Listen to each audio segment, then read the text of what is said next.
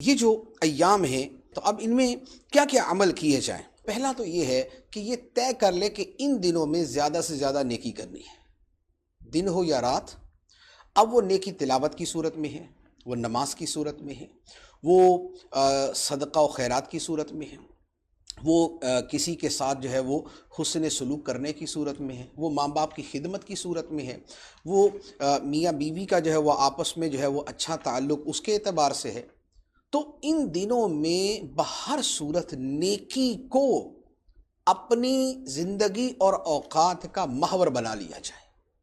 تو کوئی بھی نیک عمل کیا جائے اور کثرت کے ساتھ ان دنوں میں کیا جائے۔ دوسری بات جو فرمایا کہ روزے رکھنا، جو حدیث مبارک گزری کہ ایک روزہ ایک سال کے روزوں کے برابر، تو جو 9 دن ہیں، 10 ذوالحجہ کا روزہ مکروہ تحریمی ہے، تو جس سے پہلے کے 9 دن ہیں ان دنوں کے اندر روزہ رکھا جائے۔ اور تیسرا عمل ہے راتوں کا قیام، کیونکہ راتوں کے قیام کو شب قدر کے برابر قرار دیا گیا، تو راتوں کو قیام کیا جائے، عبادت کی جائے۔ قیام کا مطلب کہ اس میں نمازیں پڑھیں، نوافل پڑھیں، اس میں تلاوت کریں، اس میں اللہ کا ذکر کریں، اس میں درود پاک پڑھیں، اور اس طرح کا جو علم دین سیکھنے سکھانے کا معاملہ ہے وہ کریں۔ تو یہ ساری ملی جلی عبادتیں کریں،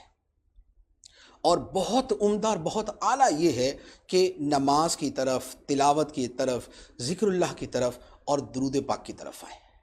پھر اس کے ساتھ ایک اور عمل، اور وہ ہے ذکر اللہ کرنا، اللہ کا ذکر کرنا۔ اللہ کا ذکر کرنا بطور خاص اس لیے کہ حدیث مبارک میں فرمایا گیا، شعب الایمان کی حدیث ہے، نبی پاک صلی اللہ تعالیٰ علیہ وسلم نے فرمایا کہ اللہ کے نزدیک حج کے ان 10 دنوں سے افضل اور پسندیدہ دن کوئی نہیں، لہٰذا اب یہ حدیث مبارک کے الفاظ ہیں، فرمایا لہٰذا ان دنوں میں سبحان اللہ، الحمدللہ، لا الہ الا اللہ اور اللہ اکبر کی کثرت کرو۔ اور ایک روایت کے الفاظ ہیں کہ سبحان اللہ، الحمدللہ، لا الہ الا اللہ اور ذکر اللہ کی کثرت کرو، تو اب وہ کوئی بھی ذکر ہو۔ تو گویا ان دنوں میں جیسے یہ تیسرا کلمہ ہے سبحان اللہ والحمدللہ ولا الہ الا اللہ واللہ اکبر، یہ اس کے ساتھ ولا حول ولا قوت الا باللہ ملا لے، تو ان تسبیحات کو ان دنوں میں زیادہ کر دیں،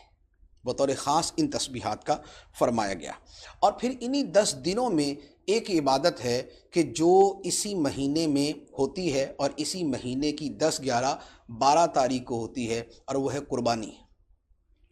جو حج والے ہیں ان کی تو سعادت اور جو ان کا شرف ہے وہ تو سبحان اللہ کہ وہ 9 ذوالحجہ کو حج کرتے ہیں، اس سے پہلے حج کے افعال ہیں، اس کے بعد حج کے افعال ہیں، تو ان کی قسمت جو ہے وہ تو قابل رشک ہے، اور وہ تو اپنی عبادات میں مشغول ہوتے ہیں۔ ہم ان سے ہٹ کر جو لوگ ہیں ان کے اعتبار سے کہتے ہیں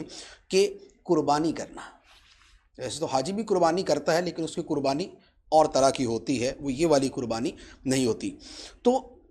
حج، یہ جو ایام ہیں ان میں قربانی کرنا جو ہے یہ اللہ تعالیٰ کو بڑا محبوب ہے۔ حدیث مبارک میں فرمایا کہ انسان قربانی کے دن کوئی ایسی نیکی نہیں کرتا جو اللہ کے نزدیک خون بہانے سے زیادہ پیاری ہو، یعنی جانور کا خون بہانے سے زیادہ پیاری ہو، اور فرمایا کہ یہ قربانی قیامت کے دن اپنے سینگوں، بالوں اور کھروں کے ساتھ آئے گی، یہ اس طرح خدا کی بارگاہ میں پیش ہوگی۔ اور فرمایا کہ قربانی کا خون زمین پر گرنے سے پہلے اللہ کے ہاں قبول ہو جاتے ہیں، قربانی کا خون زمین پر گرنے سے پہلے اللہ کے ہاں وہ قربانی قبول ہو چکی ہوتی ہے۔ تو فرمایا کہ خوش دلی کے ساتھ قربانی کرو، تنگ دلی نہ ہو کہ بھئی تھوڑا سا مریل سا جانور لے لیں یا بڑا مشکل کام ہے یہ، یوں نہیں، خوش دلی کے ساتھ قربانی کریں۔ تو یہ جو فضائل ہیں یہ خاص ان دنوں کے ہیں، تو لہٰذا جب یہ دن شروع ہو رہے ہیں تو ان دنوں کے اندر کوشش کریں کہ اپنے آپ کو عبادت میں، رب کی بندگی میں، اطاعت کے کاموں میں، نیکیوں میں، نمازوں میں، شب بیداری میں،